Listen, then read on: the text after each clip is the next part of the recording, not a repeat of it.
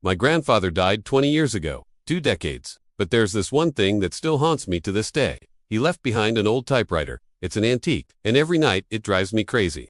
So my grandfather, bless his soul, he passed away 20 years ago. But before he died, he left behind an old typewriter. It's really old. I think it's from the 1920s.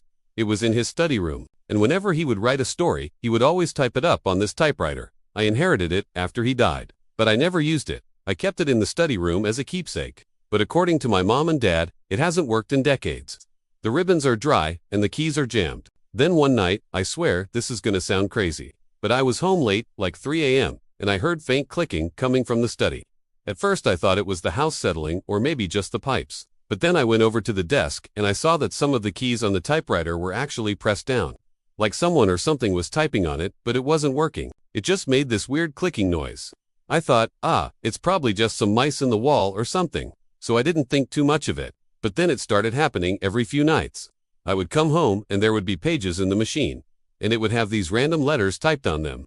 Then one night it spelled out a word. It said, "Here." That's when I started getting scared, because my grandfather had died 20 years ago. Then I started finding these old unfinished manuscripts in the desk, in the drawers.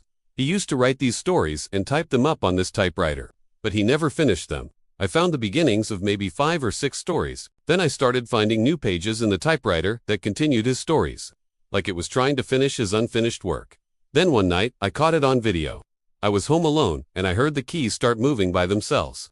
No one was touching it. I started recording, and this is what I got. I also have the audio from that night.